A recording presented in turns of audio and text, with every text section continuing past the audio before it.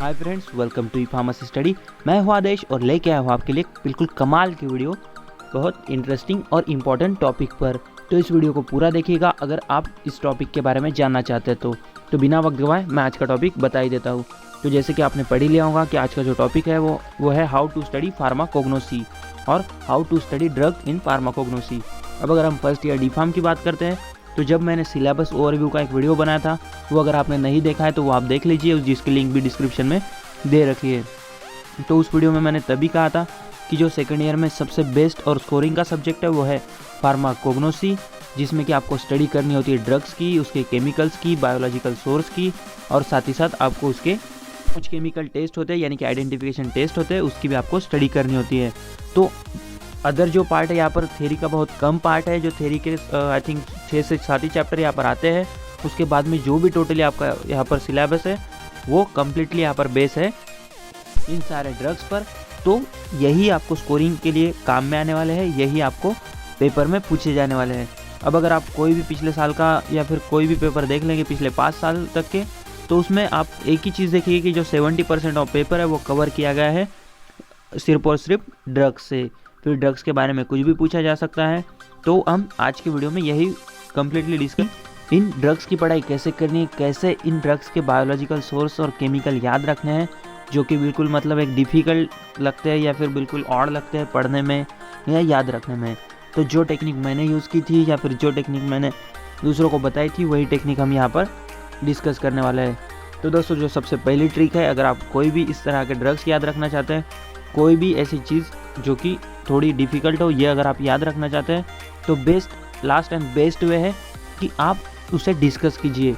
अब डिस्कस कैसे करना है, तो सिंपली आप ड्रग के जो बायोलॉजिकल सोर्स है वो दूसरों से डिस्कस कीजिए। अब दूसरे कौन, तो आपके जो फ्रेंड्स हैं जो कि आपके साथ ही पढ़ रहे हैं या फिर आपके रूममेट्स हो सकते हैं, तो इनके साथ इन ड्रग्स को आप डिस्कस कीजिए।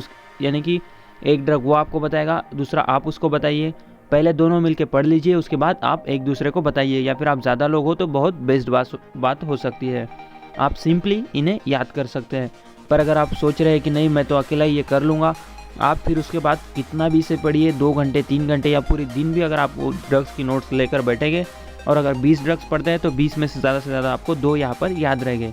पर अगर मैंने बताई हुई टेक्निक से आप यहाँ पर स्टडी करते हैं, उस तरह से अगर पढ़ते हैं, तो सिंपली आप जितने चाहे उतने एक दिन में यहाँ पर ड्रग्स कवर कर सकते हैं। और एक जो इम्पोर्टेंट बात यहाँ पर आती है, जब कभी आप इस तरह की स्टडी कर रहे हो, डिस्कस में ड्रग पार्ट कर याद कर रहे हो, तो कुछ ना कुछ उसके पीछे लॉजिक लगाइए।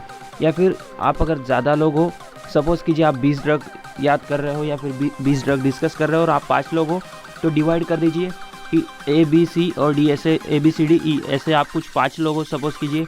तो आप अगर 20 ड्रग की स्टडी कर रहे हैं तो पहले 4 ड्रग ए को दे दीजिए, मतलब उसके नाम से कि अब भाई ये जो चारों ड्रग है ये तेरे हैं, उसके आगे के 4 ड्रग दूसरे किसके नाम पर रख दीजिए।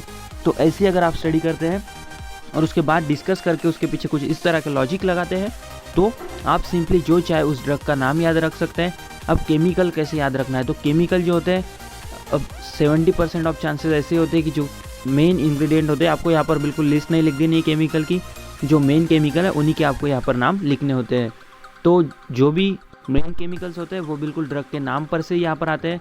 तो सपोज़ कीजिए एक एग्जांपल मैं आपको दे देता हूँ, यहाँ पर अगर है कुरकुमा लौंगा, तो ये मतलब एक BS मैंने कह दिया।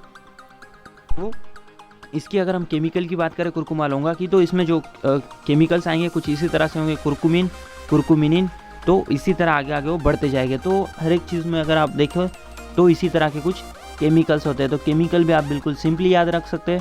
अब अगर यूज़ की हम बात करें, यूज़ कैसे याद रखना है, तो इसके लिए आपको अपने डेली लाइफ से इसे रिलेट करना होगा। अगर आप इस तरह से कोरिलेट कर देते हैं, यानी अगर आप सपोज़ कीजिए फेनल, तो फेनल का हम क्यों यूज़ करते हैं, तो फेनल एज अ मतलब खाने के बाद लेते हैं, तो डाइजेशन के लिए ये भी आप यूज़ लिख सकते हैं।